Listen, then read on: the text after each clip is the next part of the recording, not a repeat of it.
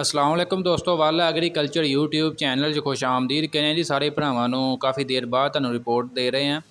ਗੰਦਮ market ਦੇ ਵਿੱਚ ਸਸਤੀ ਹੋ ਗਈ ਹੈ ਜਦਕਿ ਖਾਦ ਜਿਹੜੀ ਹੈ ਮਹਿੰਗੀ ਹੋ ਗਈ ਹੈ। ਖਾਦ ਦੇ ਨਵੇਂ ਰੇਟ ਆ ਗਏ ਨੇ, ਖਾਦ ਦੀ ਕੀਮਤਾਂ 'ਚ ਇਜ਼ਾਫਾ ਹੋ ਗਿਆ। ਇਸ ਤੋਂ ਇਲਾਵਾ ਤੁਹਾਡੇ ਨਾਲ ਅੱਜ ਦੀ ਵੀਡੀਓ ਦੇ ਵਿੱਚ ਮਕਈ, ਮੂੰਜੀ ਤੇ ਗੰਦਮ ਦੇ ਹਵਾਲੇ ਨਾਲ ਗੱਲਬਾਤ ਕਰਾਂਗੇ। ਸਰਸੋਂ ਦੇ ਹਵਾਲੇ ਨਾਲ ਤੁਹਾਨੂੰ ਡਿਟੇਲ ਦੇਵਾਂਗੇ ਕਿ ਮਾਰਕੀਟ ਵਿੱਚ ਕੀ ਪੋਜੀਸ਼ਨ ਹੈ, ਕੀ ਰੇਟ ਵਗੈਰਾ ਮਿਲਦੇ ਪਏ ਨੇ। ਤੁਹਾਨੂੰ ਮੁਕੰਮਲ ਡਿਟੇਲ ਤੁਹਾਡੇ ਨਾਲ ਸ਼ੇਅਰ ਕਰਦੇ ਹਾਂ। ਸਭ ਤੋਂ ਪਹਿਲਾਂ ਜੀ ਖਾਦ ਦੇ ਹਵਾਲੇ ਨਾਲ ਤੁਹਾਨੂੰ ਡਿਟੇਲ ਦਿੰਦੇ ਜਾਈਏ। ਖਾਦ ਦੀ ਕੀਮਤਾਂ ਦੇ ਵਿੱਚ ਇਜ਼ਾਫਾ ਹੋਇਆ, ਯਾਨੀ ਕਿ DAP ਮਹਿੰਗੀ ਹੋ ਗਈ ਹੈ। सोना DAP ਜਿਹੜਾ 50 kg ਦਾ बैग है, ਇਹਦਾ ਨਵਾਂ ਰੇਟ ਆ ਗਿਆ 29/7/2024 ਯਾਨੀ ਕਿ ਅੱਜ 29 ਜੁਲਾਈ 2024 ਹੈ। ਨਵਾਂ ਰੇਟ ਆ ਗਿਆ ਜੀ 50 ਕਿਲੋ बैग ਦਾ 11,948 ਰੁਪਏ, ਜਦਕਿ ਪਹਿਲਾਂ ਸੀ ਇਹਦਾ ਨਵਾਂ ਰੇਟ 11,200 ਰੁਪਏ ਤੱਕ। ਤਕਰੀਬਨ ਇਹਦੇ ਵਿੱਚ 500 ਤੋਂ 600 ਰੁਪਏ ਤੱਕ ਇਜ਼ਾਫਾ ਹੋਇਆ। ਇਸ ਤੋਂ ਇਲਾਵਾ ਸੋਨਾ DAP ਦਾ ਜਿਹੜਾ 25 kg ਦਾ बैग है, ਉਹਦਾ ਨਵਾਂ ਰੇਟ ਆ ਗਿਆ 6,113 ਰੁਪਏ। जबकि बाकी जी गल करिए FFC DAP की 50 kg का बैग जरा 11,898 रुपये, यदा भी नवा रेट आ गया। इस तो इलावा सोना बुरहान DAP जरा 50 kg का बैग, यदा भी नवा रेट आ गया 12,448 रुपये।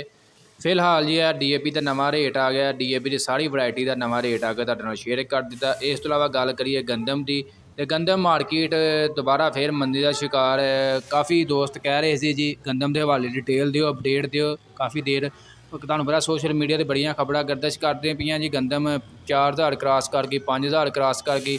मैं तकरीबन तुहानूं जो सीजन शुरू होने लगा सी उदों तुहानूं मैं दस दिता कि ऐरकां गंदम की सूरत हाल होनी है। तो फिलहाल जो 100% उस तरह चलता पिया मार्केट तकरीबन जो 2700 रुपये तो लैके 2800 रुपये तक चलती पई है। बाद मंडियां दे विच 2900 3,000 रुपये तक सेल होंदी पई है। इस तो इलावा मकई की गल करिए तो मकई जी नवीं मकई जी मार्केट दे विच 1,800 रुपये तो लैके 2,050 रुपये तक सेल हो रही है। मकई जी वंडा क्वालिटी है तकरीबन 1,500 रुपये तो लैके 1,800 रुपये तक सेल हो रही है। तो मूंजी के हवाले तुहानूं डिटेल दईए। काफ़ी दोस्त कह रहे जी मूंजी की अपडेट दिओ। मूंजी जी धान 86 है तकरीबन 2,300 रुपये तो लैके 2,500 रुपये तक सेल हो रही है। धान जी सुपर फैन है 2,400 रुपये तो लैके 2,750 रुपये तक है। 1509 जी है 3,200 रुपये तो लैके 3,650 रुपये तक मार्केट के सेल हो रही है जी। इस तो इलावा जी धान 1509 जी पुरानी है, वह रेट तकरीबन 4,200 रुपये तो लैके 4,500 रुपये तक फी मन 40 किलोग्राम के हिसाब न मार्केट के सेल हो रही है। तो कायनात की गल करिए तकरीबन 4,300 रुपये तो लैके 4,600 रुपये तक मार्केट के सेल हो रही है। सरसों की गल करिए काफ़ी दोस्त कह रहे सरसों की अपडेट दिओ।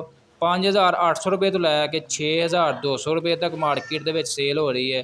तो तिल जिहड़े ने 14,000 रुपये तो लैके 14,500 रुपये तक सेल हो रहे हैं।